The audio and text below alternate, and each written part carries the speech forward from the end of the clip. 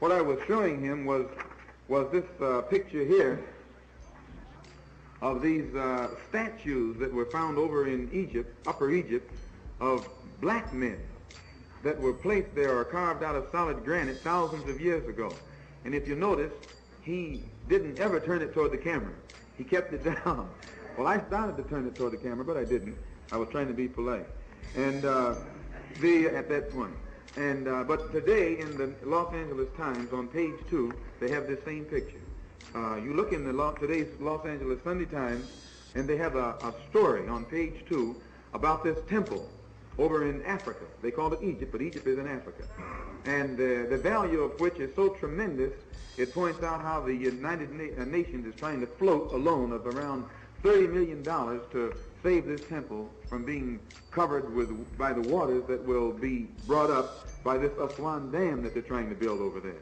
And this thing is so shrewdly done that the average Negro will look at it and read it, and because it says Egypt, he never identifies it with him or him with it. It shows you how shrewd the white man is.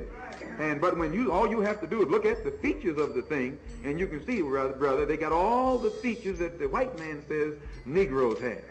But because it is associated or connected with something of such value, archaeological and historic, anthropological value, the white man tries to steal it for himself and says, no, these are white people, these aren't black people. And look at this for yourself. Look closely at it, and then, and if you notice, you'll also read in there where the United States is on record as being against putting out the money necessary to save this archaeological wonder. They're against it. And it tells you in the paper that they're against it. They want to let it go on and go beneath the waves. There was a time when America would be for preserving something like that. Because in those days, the black man was so dead mentally, he could look right at it and wouldn't know he was looking at himself. He looked right at it and wouldn't know he was looking at himself. And today, when we see a black man, we know that's a black man. Whether they call him an Egyptian, a Re-Egyptian, or an Ab-Egyptian. Don't care what they call him. All you got, if he look like you, he's the same thing as you. And this man that they have here, brothers and sisters, it has nothing but the features of a pure black man. Also, they tell me that there's an exhibition going on in Los Angeles right now somewhere about King Tut. Where is that? Some kind of museum. Where is it? Exposition. Where is it? Oh, Exposition Park. I saw King Tut's mummy tomb when I was in Egypt. And I don't know if they have the same one here, but if you go and see it, you'll find out that this King Tut, whose mummy or sarcophagus, whatever they call it, they have, it's as black as this board. And the white man knows this. Every picture that they have of King Tut, he's not brown. No, he is black, brother, just like this.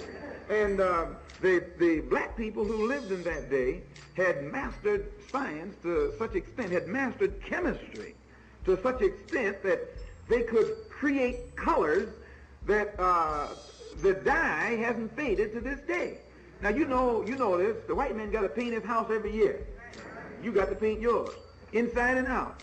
And you haven't got a piece of cloth at home that won't fade if you put it in the sun. But yet these black people back there could make dye that has retained the color, same grade, quality, right down to the day from 5,000 and 6,000 years ago. They were master chemists. And this tomb, and I guess this mummy, is gold encrusted. They had so much gold back then. In fact, those were the people who discovered gold. They knew what gold was. White man didn't know what gold was.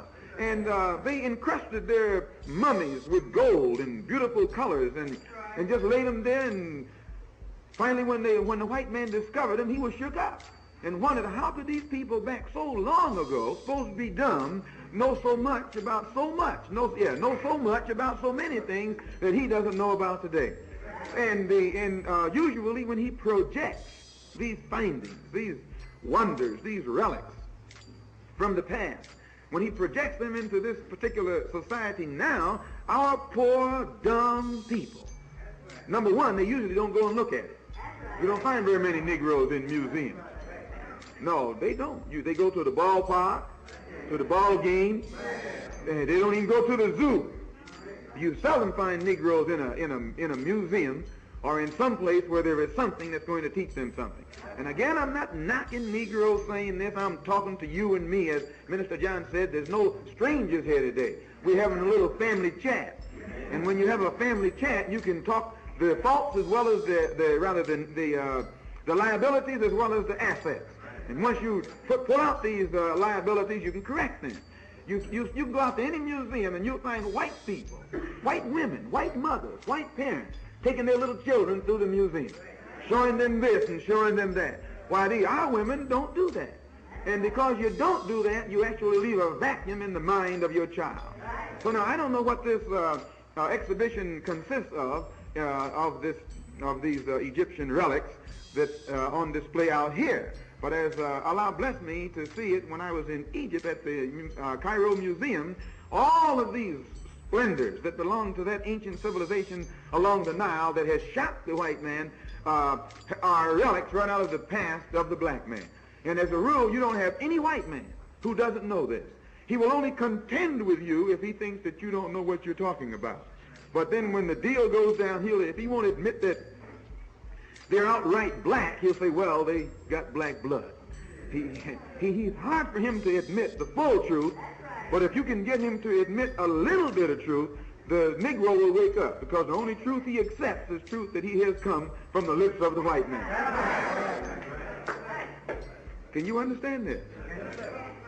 So I take time to mention that quickly, and you read the Los Angeles Times. I'm not a press agent for the Los Angeles Times, but if it has something in it that's of value, it's good for you and me to go and pick it up and study it for ourselves. And save those kind of things. And then when you're in a discussion with one of these crackers who are trying to bring you and me down, drop it on him. Say, look, boss, what I found in your paper.